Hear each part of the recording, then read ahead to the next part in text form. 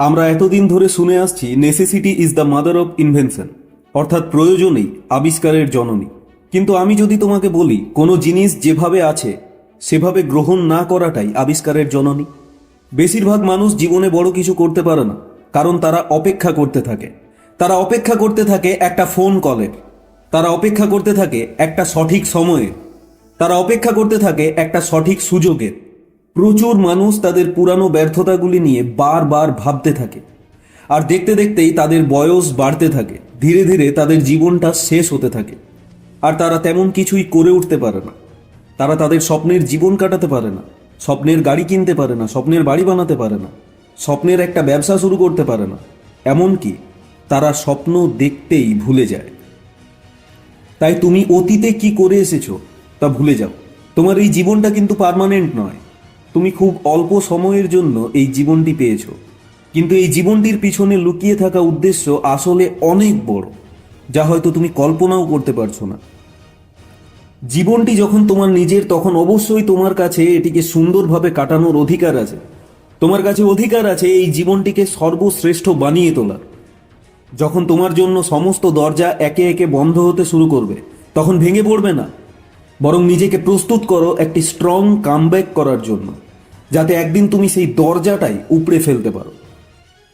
যদি তোমার মধ্যে এই ধরনের সাহস, এই ধরনের ডিটারমিনেশন থাকে, তাহলে যে কোনো অসম্ভবকে তুমি সম্ভব করে তুলবে। তোমার স্বপ্ন পূরণ হওয়া না হওয়াটা টোটালি তোমার উপর নির্ভর করে। যদি তোমার স্বপ্ন অনেক বড় হয়, তবে সেটা পূরণ করার দায়িত্ব তোমাকেই নিতে হবে।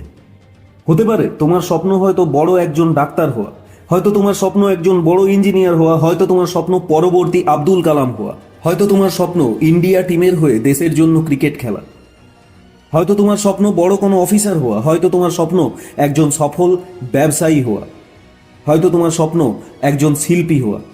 আমি জানি না তুমি আজ থেকে 10 বছর পর নিজেকে কোথায় দেখতে চাও।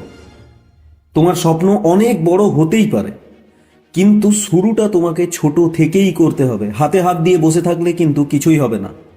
স্বপ্ন পূরণ করতে হলে শুধুমাত্র স্বপ্ন নিয়ে কথা বললেই হবে না, নিজেকে প্রস্তুত করতে হবে, আশাবাদী হতে হবে, নিজের উপর বিশ্বাস রাখতে হবে। যদি তোমার নতুন কোনো ডায়েট শুরু করার হয়, তবে আজ থেকেই করো।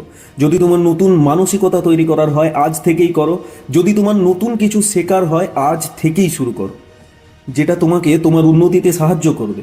সেটা কোনো পজিটিভ এফার্মেশন হতে পারে, কোনো লাইফ চেঞ্জিং স্ট্র্যাটেজি হতে পারে, অথবা কোনো ছোট্ট একটা পদক্ষেপ হতে পারে। আজ থেকে, এখন থেকেই শুরু করো। কালকের জন্য ফেলে রেখো না, কারণ আগামী কাল বলে কিছুই হয় না। এই আগামীকাল তোমার জীবনে কখনোই আসবে না। সঠিক সময় বলে কিছু হয় না, সঠিক সুযোগ বলে কিছু হয় না।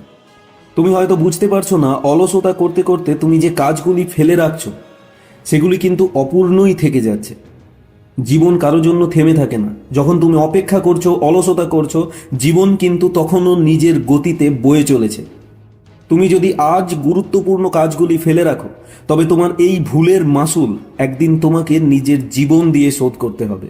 শুধুমাত্র তোমাকে না, আরও অন্যান্য মানুষ যারা ডাইরেক্টলি বা ইনডাইরেক্টলি তোমার উপর নির্ভরশীল, তাদের সবার জীবন ক্ষতিগ্রস্ত হবে।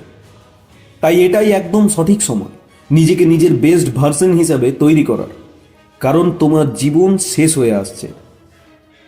যখন তুমি নিজেকে নিজের বেস্ট ভার্সন বানিয়ে ফেলবে, তখন সমাজের তোমার থেকে কিছু উপকার হবে।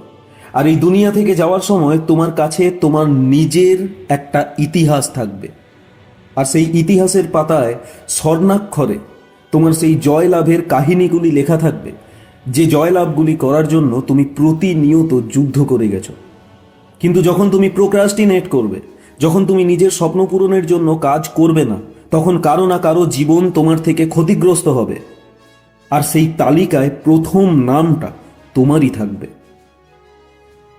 ভাবো, তুমি এমন কি করতে চাও যেটা তোমার নিজের জন্য খুব জরুরি, যেটা তোমার নিজের জীবনটাকে একটা বিশেষ অর্থ দেবে, একটা বিশেষ ক্ষমতা দেবে। সুযোগের জন্য অপেক্ষা করে বসে থেকো না, নিজের সুযোগ নিজেই তৈরি করো। নিজের জীবনের দায়িত্ব নাও, নিজের জীবনের কমান্ড নিতে শেখো, নিজের ওপর বিশ্বাস রাখো।